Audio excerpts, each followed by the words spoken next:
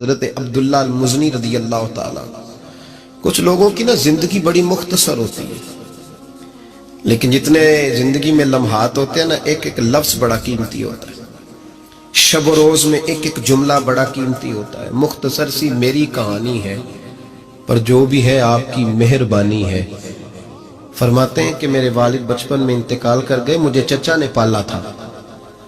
اللہ نے میرے اوپر رحم کیا اور میں رسول اللہ کا غلام بن گیا.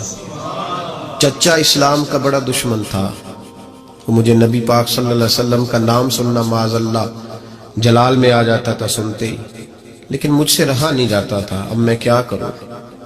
میرا روز دل کرتا تھا مدینے جانے کا. روز میری ماں میرے درد سے آشنا تھی.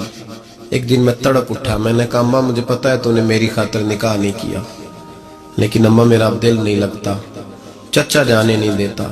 اماں کہنے لگی بیٹے جا، میری طرف سے اجازت ہے. کہتے ہیں میں جا کے چچا کے سامنے کھڑا ہوا. چچا میں نے جانا ہے.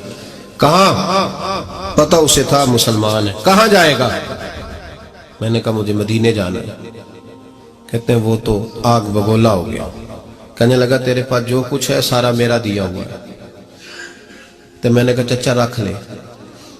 کہ جیبوں میں جو ہے وہ بھی نکال دے. کہتے میں نے رکھ دیا. پھر جلال میں کہنے لگا یہ جو تو نے کپڑے پہنے یہ بھی میرے ہیں. حضرت عبداللہ المزنی کہتے ہیں میں نے وہ کپڑے بھی اتار کے دے دیے. میرا وجود ننگا ہو گیا. تینوں لب دیں آپ گواچے، سانو اپنی خبر نہ کوئی، ساتھوں پارے ککھ گلیاں دے ککھ گلیاں دے. سانو آخ دے لوگ شدائی، کیونکہ اسی ننگ نموس دا ساڑ کے چولا، گل پہنے تاج گدائی، آزم اپنا آپ گوایا ہے تا یار نے چاہتی پائی. فرمانے لگے میں اماں کے پاس گیا اور جا کے کہا اماں پہلے بھی تو میں ایک دن ننگا پیدا ہوا تھا، تو نے کپڑے دیے، پھر ننگا ہو گیا ہوں کپڑے دے. کہتے اماں نے 2 عورتوں والے لباس دیے، وہ پہن کے میں مدینے پہنچا. میں بڑی غربتوں میں آیا تھا، میں دیہاتی تھا، مجھے کچھ کرنا نہیں آتا تھا، پر مجھے یوں لگتا تھا کہ مدینے میں سب سے زیادہ عزت میری ہے، سب سے زیادہ. اللہ کے حبیب نے منع فرمایا کوئی اونچا اللہ اللہ نہ کرے. جب کوئی نماز پڑھ رہا ہو سو رہا ہو تو اس کے سامنے اونچا ذکر نہ کرو. کہتے میں ایک دن اونچا اونچا ذکر کر رہا تھا، اونچا اونچا میں ذکر کر رہا تھا، کیونکہ عشق لگا سی کھیڈاں کھیڈ دی نور. تے مینوں کھیڈاں بھول گئیاں. میں کجل پایا سی یار دے ویکھنے نوں، پھر او دی یاد وچ روندے آئی ڈل گئیاں. حیدر شاہ اس گلی کدے نہ رول دی، پر ہن تے رول گئیاں.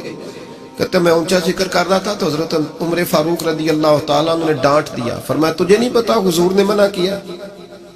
تو عمر نے ڈانٹا تو میں چھپ کے بیٹھ گیا کونے میں. حضور آئے نا نماز پڑھانے تو محبوب نے پتہ کیا وہ عبداللہ کدھر ہے. کہتے میں کونے میں تھا. حضور نے فرمایا کیا ہوا؟ تو میں رو پڑا. میری عزت بڑی تھی نا مدینے میں، کبھی کسی نے کچھ نہیں کہا تھا. نبی کریم نے فرمایا کیا ہوا؟ عرض کی حضور کچھ نہیں. پھر بھی بتاؤ. کہتا میں رو پڑا. میں نے کہا یا رسول اللہ میری غلطی تھی تو سیدنا فاروق اعظم نے ڈانٹ دیا ہے. فرمایا ہوا کیا؟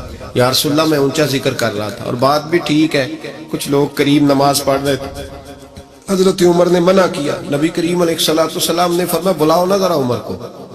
خود قانون حضور نے بنایا ہے کہ اونچا ذکر نہ کرے جب کوئی نماز پڑھ رہا، بلاؤ نہ عمر کو. جناب عمر آئے تو حضور نے فرمایا عمر میرے عبداللہ کو کوئی نہ ڈانٹے.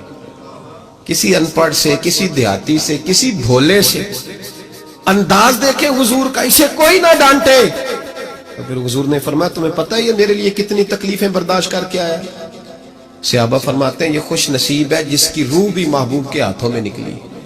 اور جب جنازہ اٹھا تو حضور کی داڑھی سے ہم نے آنسوؤں کے قطرے ٹپکتے دیکھے. مدینے میں رواج تھا کہ قبر میں قریبی عزیز اتارا کرتے تھے، پر ان کا تو مدینے میں رشتہ دار ہی کوئی نہیں تھا. حضرت عمر فاروق اور جناب ابوبکر صدیق کہنے لگے ہم قبر میں اتارتے. جب ان دونوں نے اٹھایا قبر میں گئے تو کہتے ہیں کمال دیکھو اللہ کے رسول ہم دونوں سے پہلے قبر میں اتر گئے، اور حضور نے یہ البدایہ والنہایہ میں موجود ہے کہا مجھے دو میں قبر میں اتارتا ہوں. کہتے ہیں حضور نے تنہا پکڑا، قبر میں اتارا. پسے مردن فرشتوں نے جو تلاشی لی تو کیا نکلا؟ فقط ایک دل کے گوشے سے خیال مصطفیٰ نکلا. نبی کریم علیہ السلام نے قبر میں رکھا اور ساتھ فرمایا اے اللہ میں آج شام تک اس سے راضی تھا، تو بھی اپنے کرم سے اس سے راضی ہو جا۔